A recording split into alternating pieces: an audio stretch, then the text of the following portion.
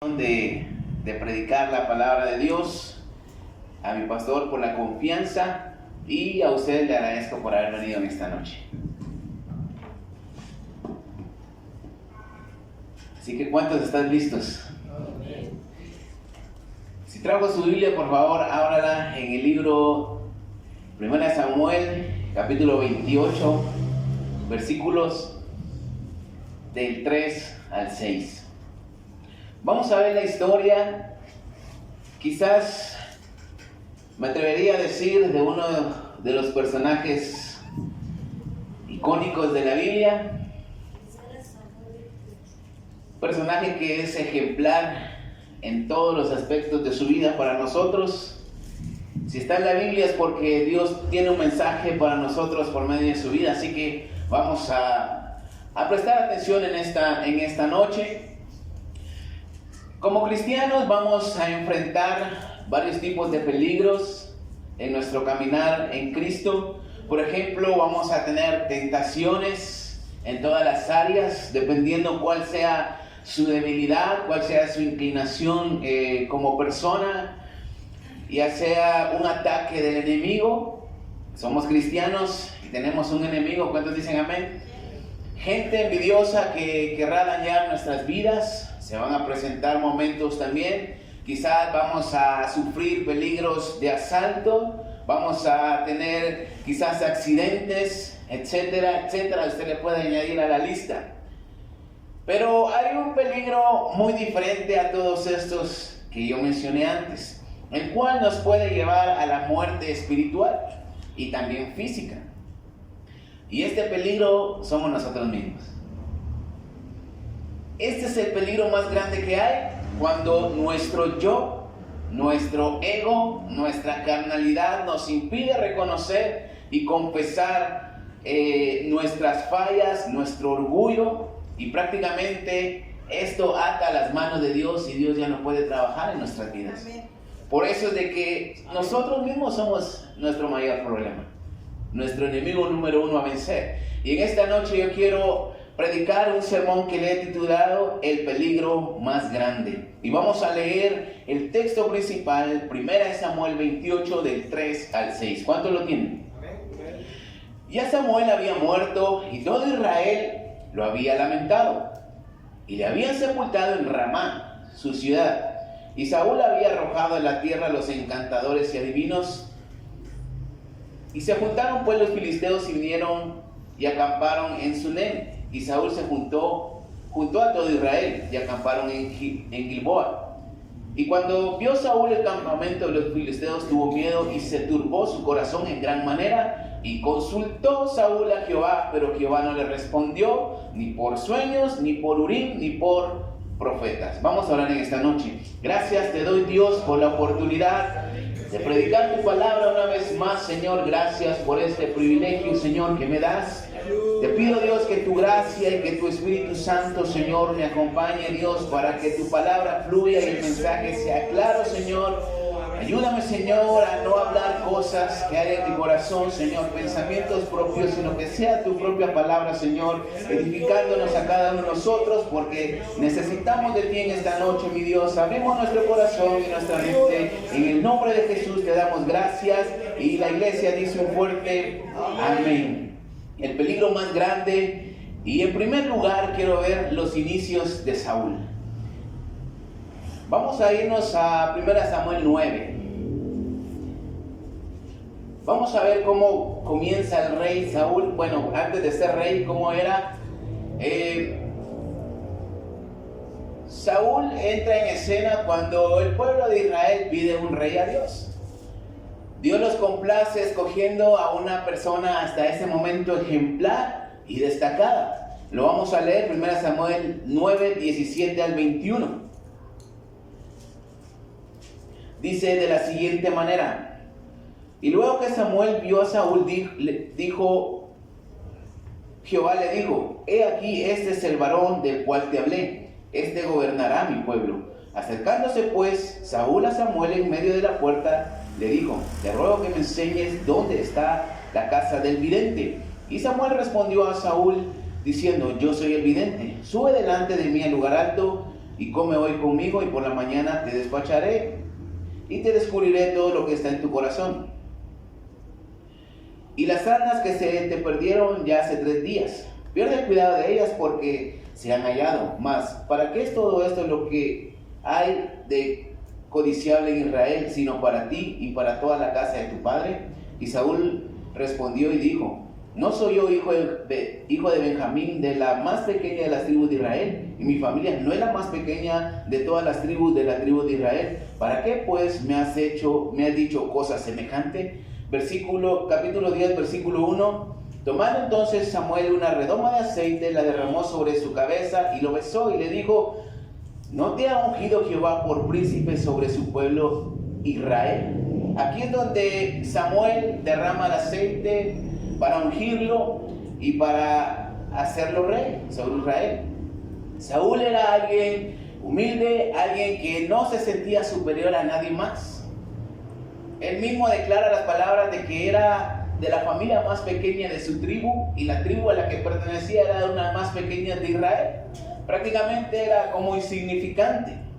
Ahora, este hombre Saúl no se imaginaba lo que Dios tenía planeado para su vida: ser el primer rey de Israel.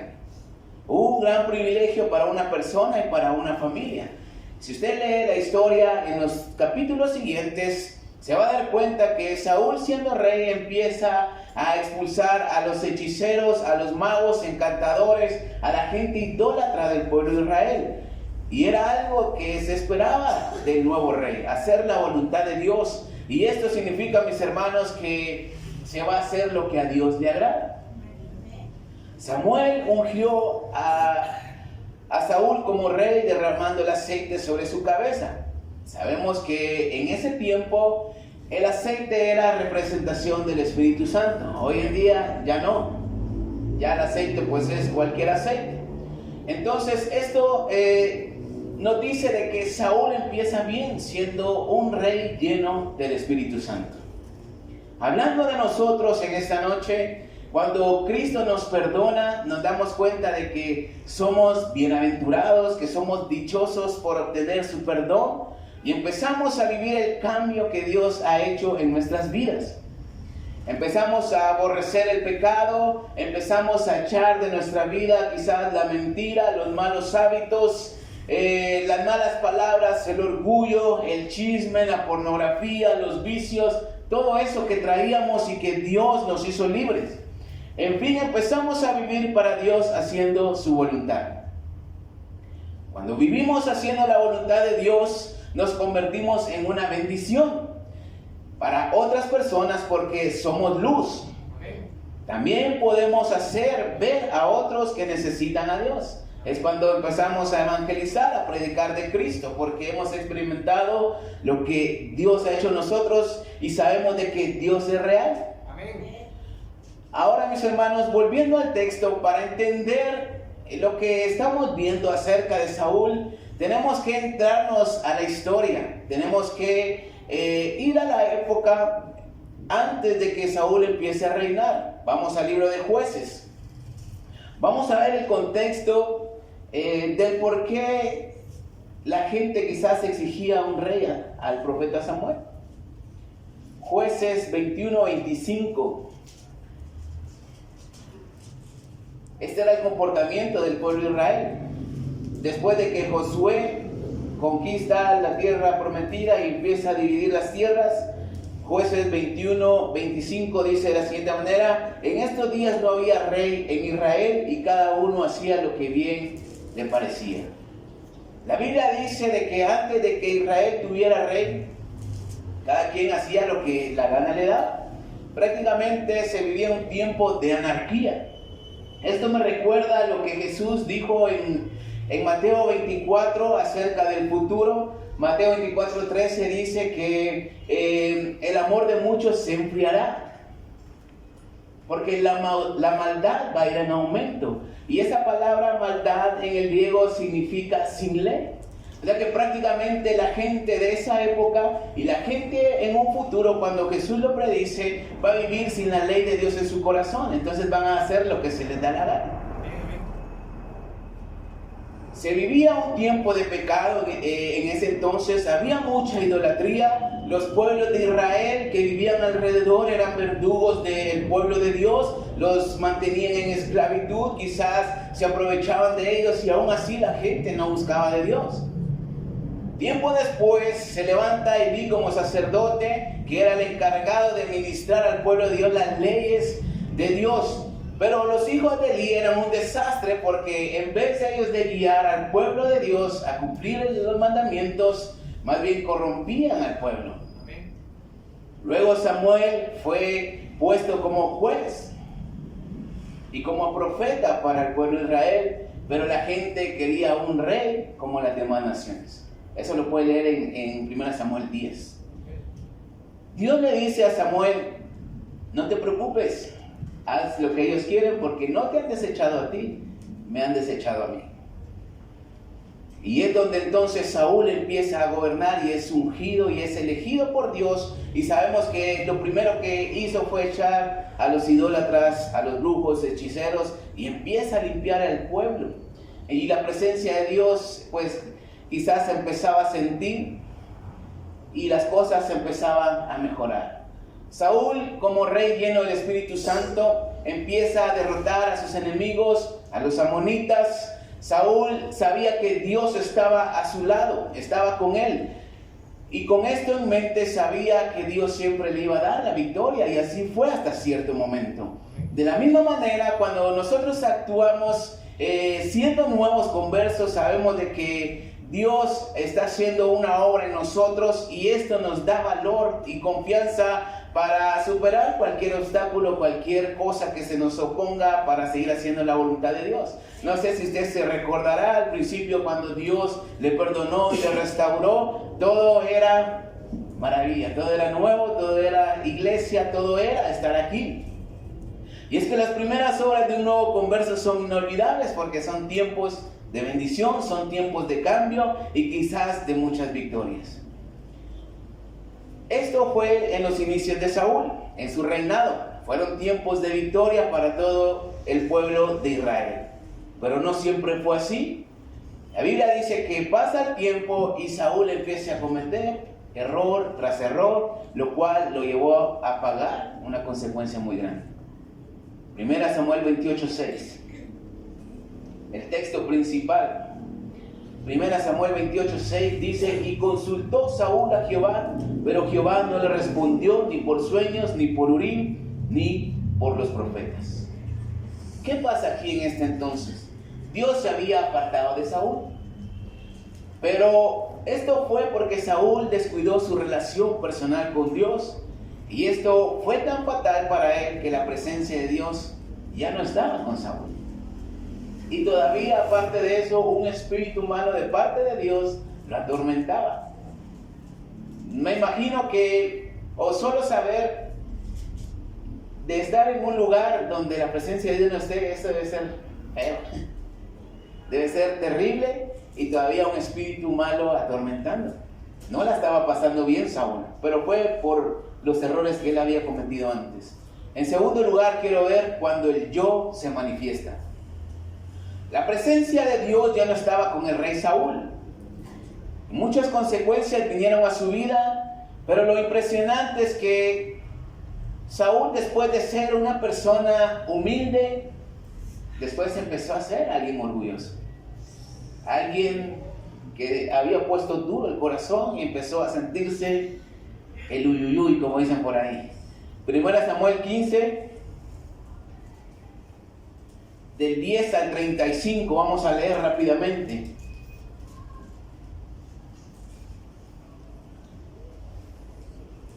Primera Samuel 15, del 10 al 35.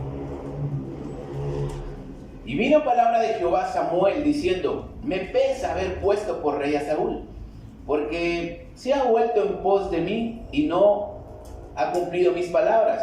Y se apesadumbró Samuel y clamó a Jehová toda aquella noche. Madrugó luego Samuel para ir a encontrar a Saúl por la mañana. Y fue dado aviso a Samuel, diciendo: Saúl ha venido a Carmel, y aquí se levantó un monumento, y dio la vuelta y pasó delante y descendió a Gilgal.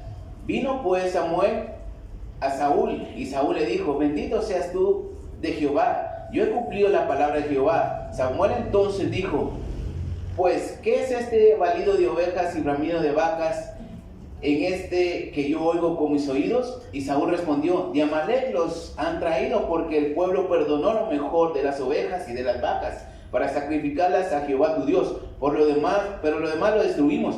Entonces Samuel dijo a Saúl: déjame declararte lo que Jehová me ha dicho esta noche. Y él le respondió: di.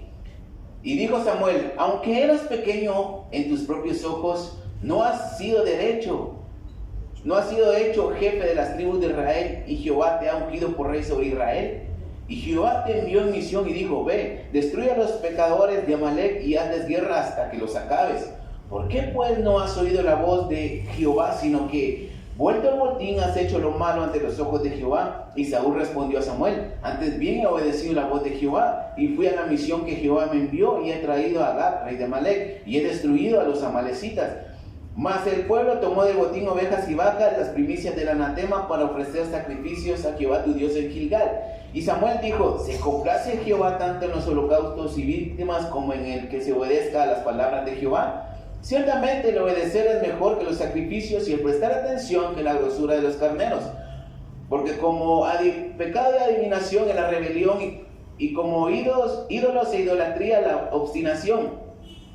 Por cuanto tú desechaste la palabra de Jehová, él también te ha desechado para que no seas rey. Entonces Saúl dijo a Samuel: yo he pecado, pues he quebrantado el mandamiento de Jehová y tus palabras, porque temía al pueblo y consentía la voz de ellos. Perdona pues ahora mi pecado y vuelve conmigo para que adore a Jehová. Y Samuel respondió a Saúl: no volveré contigo, porque desechaste la palabra de Jehová, y Jehová te ha desechado para que no seas rey sobre Israel. Y volviéndose Samuel para irse, él se asió de la punta de su manto, y éste se rasgó. Entonces Samuel le dijo: Jehová ha rasgado hoy de ti el reino de Israel, lo ha dado a un prójimo tuyo mejor que tú. Además, el que es la gloria de Israel no mentirá, ni se arrepentirá, porque no es hombre para que se arrepienta. Y él le dijo: yo he pecado, pero te ruego que me honres delante de los ancianos de mi pueblo y delante de Israel, y vuelvas conmigo para que adore a Jehová tu Dios.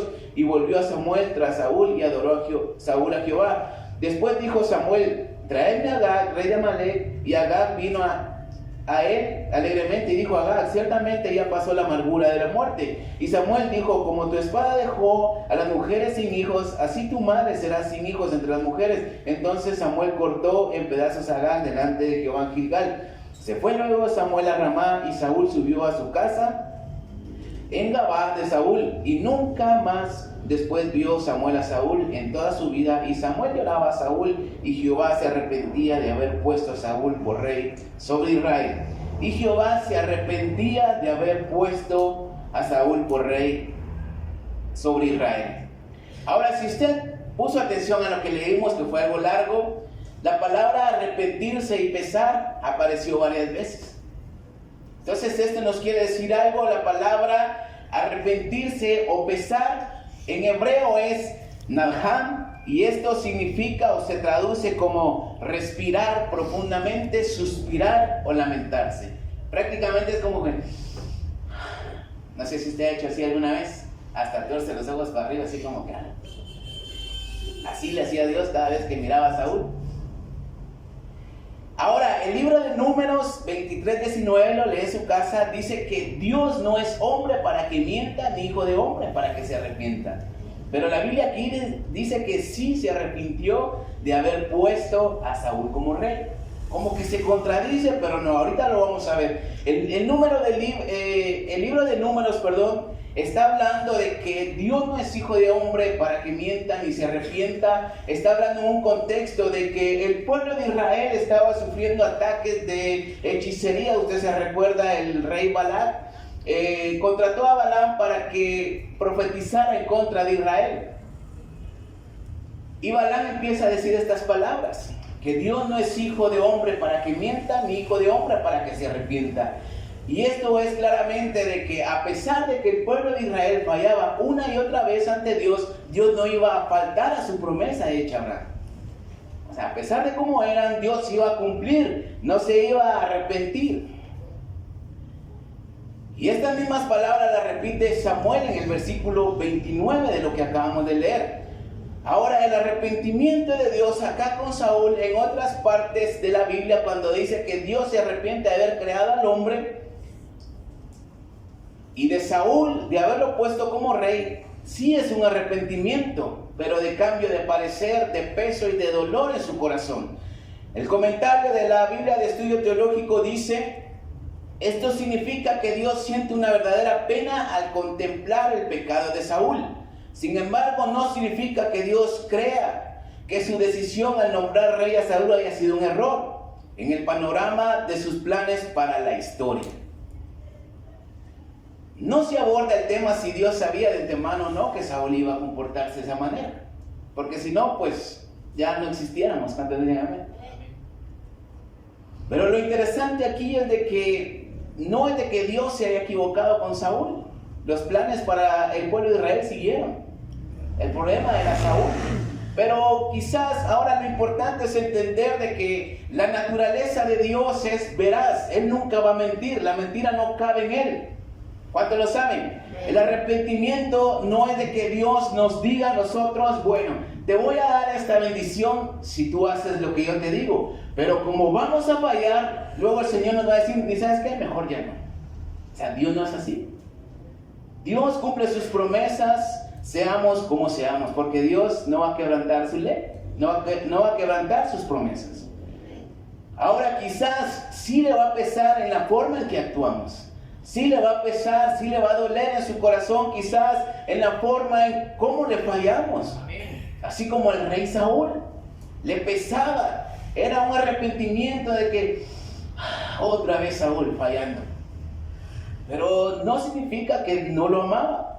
Mientras Saúl tenía la oportunidad de arrepentirse en serio y ser perdonado, su arrepentimiento era de lo más básico y no se daba cuenta ni reconocía sus errores, más bien empezaba a culpar al pueblo. Cuando le dice al profeta Samuel: es que temía al pueblo, es que ellos agarraron lo mejor del ganado para ofrecerlo a Dios, es que ellos hicieron esto, ellos me presionaron. En vez de decir: la culpa es mía, y arrepentirse de verdad, quizás Dios hubiera hecho un cambio real en él. Ahora a él lo que le interesaba era su posición delante del pueblo, porque leímos que le dice al profeta Samuel: déjame ir a adorar a tu Dios, le dice, y hazme quedar bien con la gente del pueblo, que mi reputación no se manche.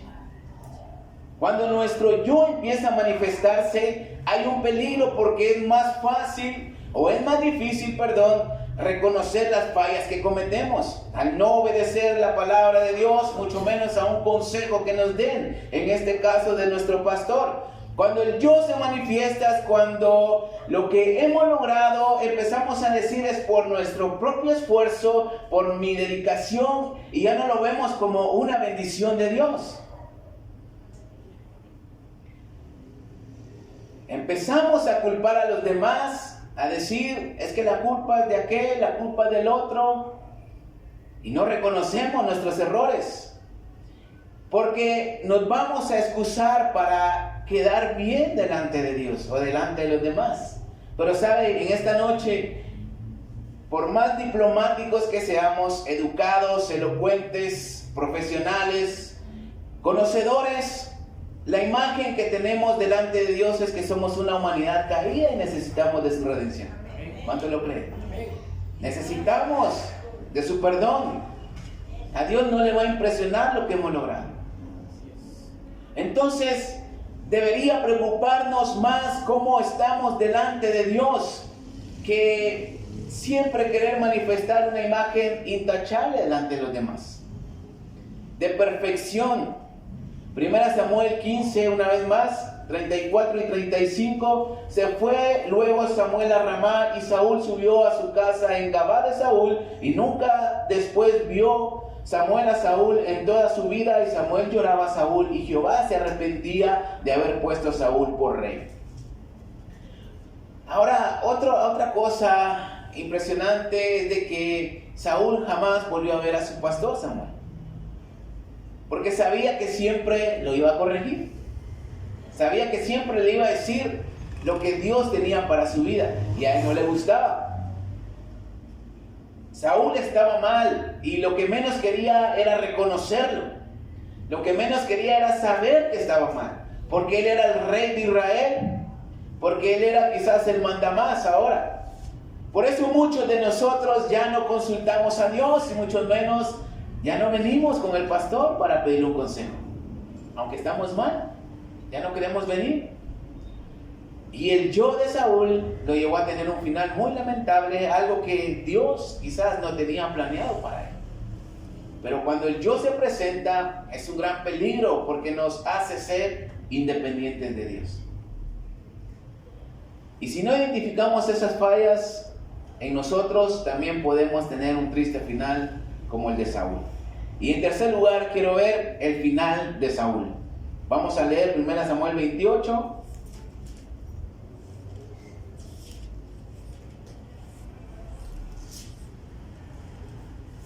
Del 3 al 20, vamos a leer rápidamente. Ya Samuel había muerto y todo Israel lo había lamentado y le habían sepultado en Ramá, su ciudad. Y Saúl había arrojado de la tierra a los encantadores y adivinos, y se juntaron pueblos filisteos y vinieron a acampar en Sunem. Y Saúl juntó a Israel y acamparon en Gilboa.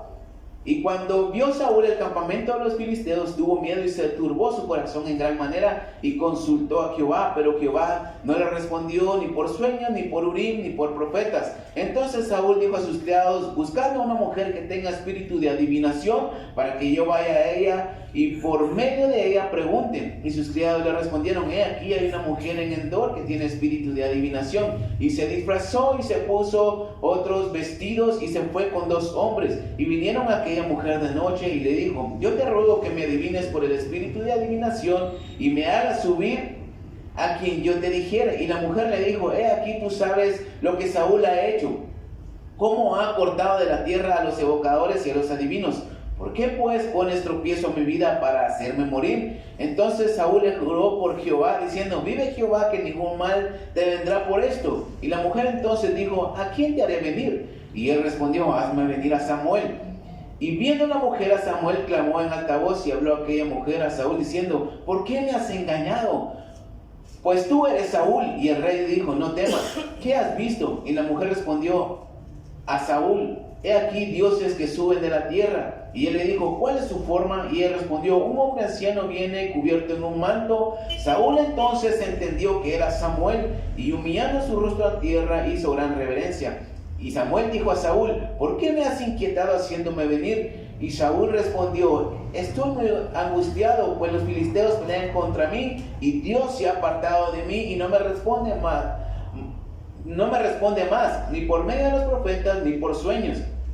Por eso te he llamado, para que me declares lo que tengo que hacer. Entonces Samuel dijo: ¿y para qué me preguntas a mí? Si Jehová si Jehová se ha apartado de ti y es tu enemigo, Jehová te ha hecho como dijo por medio de mí, pues Jehová ha quitado el reino de tu mano y lo ha dado a tu compañero David. Como tú no obedeciste a la voz de Jehová, ni cumpliste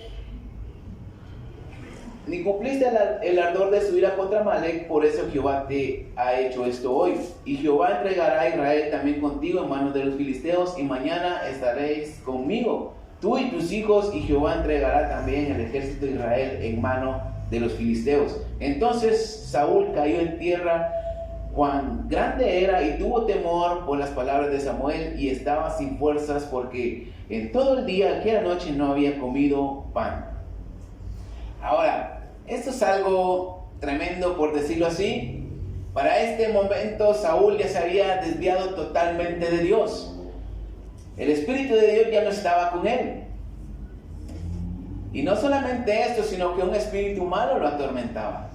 Los filisteos estaban listos para la guerra, pero esta vez no era como las anteriores. Saúl no estaba listo, consultó a Dios, pero no tuvo respuesta y estaba angustiado y desfallecido.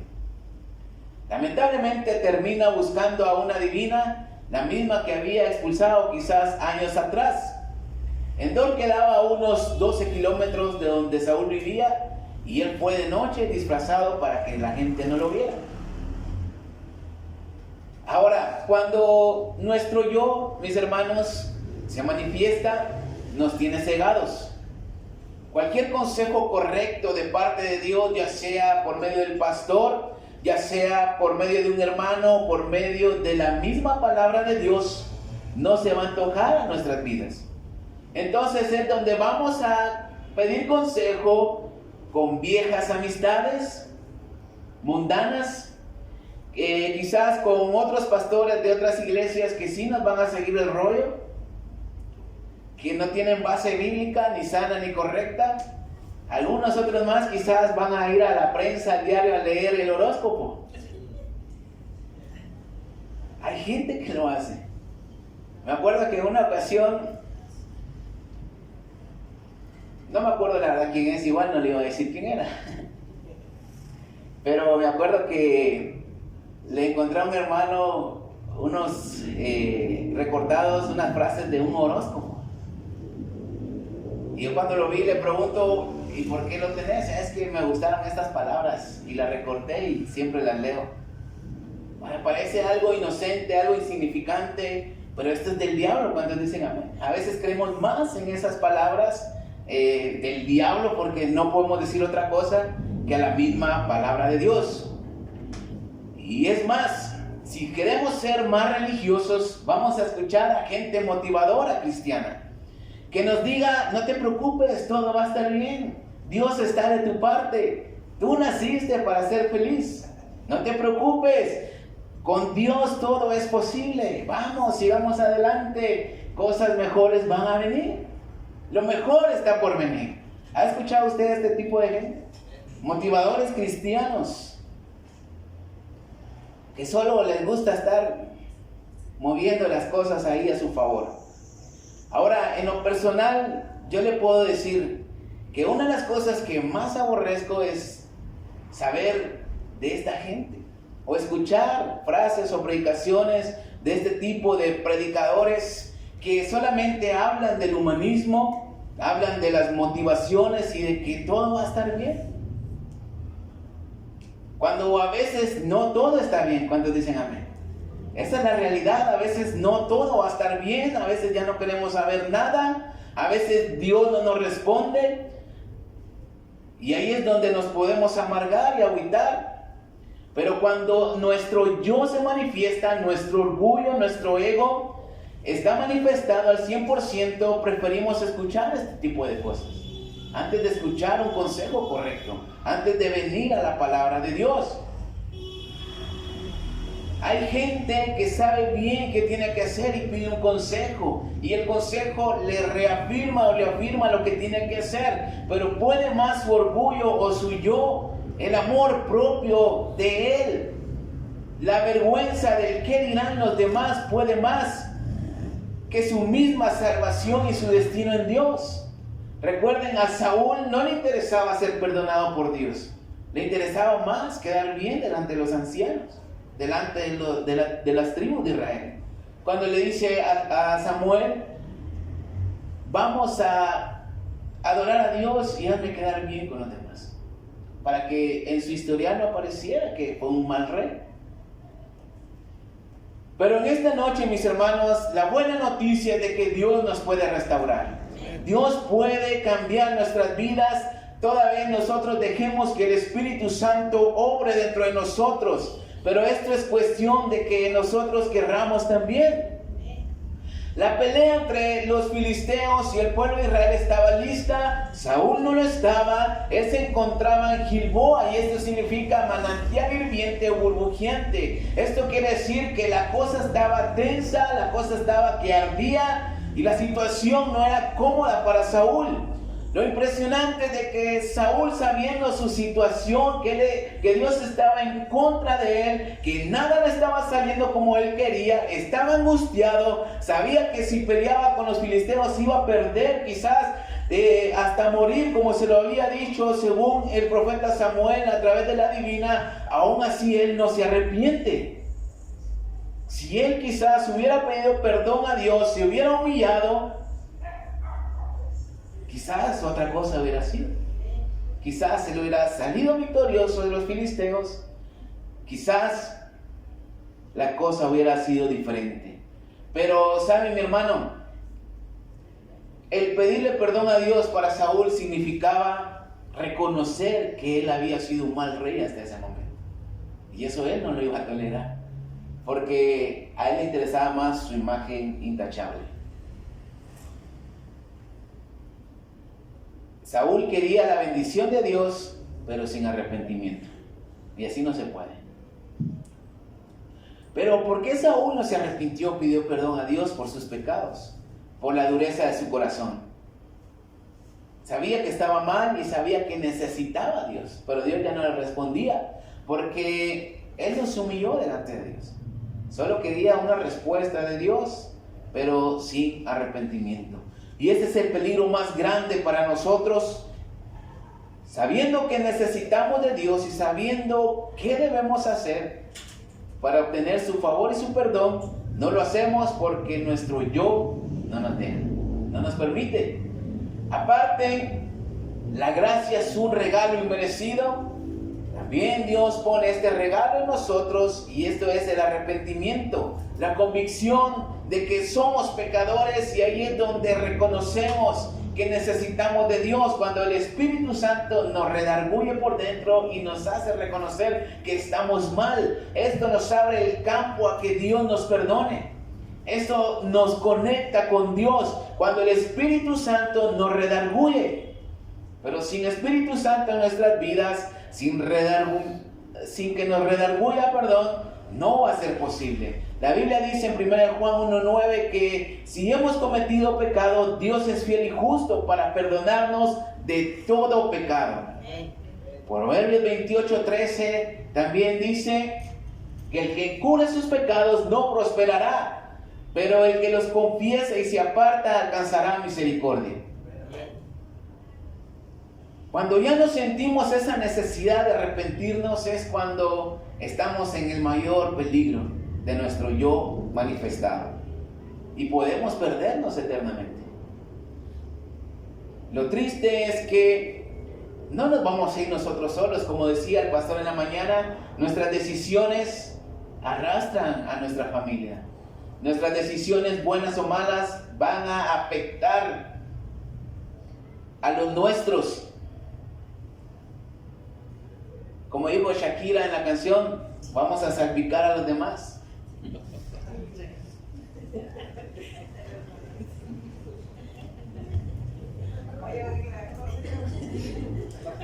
El rey Saúl se dejó dominar por su orgullo.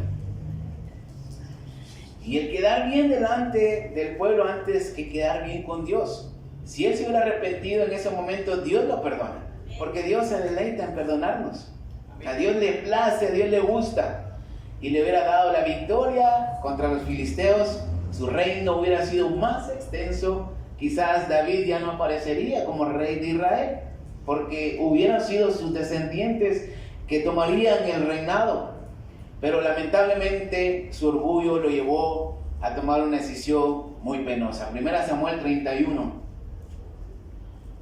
del 1 al 6. Los filisteos pues pelearon contra Israel, y los de Israel huyeron delante de los filisteos y cayeron muertos en el monte de Gilboa.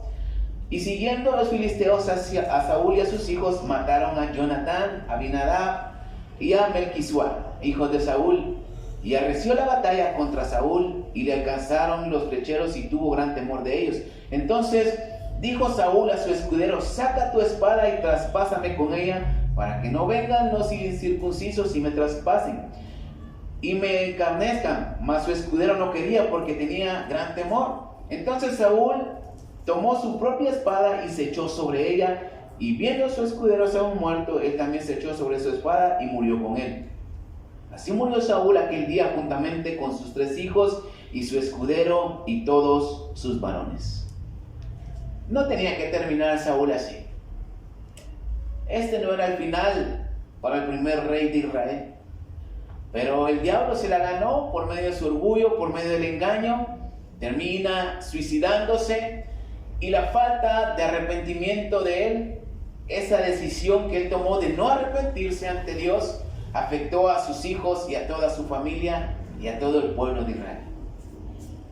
En esta noche, mis hermanos, Saúl termina de esta manera, pero nosotros no tenemos que terminar así.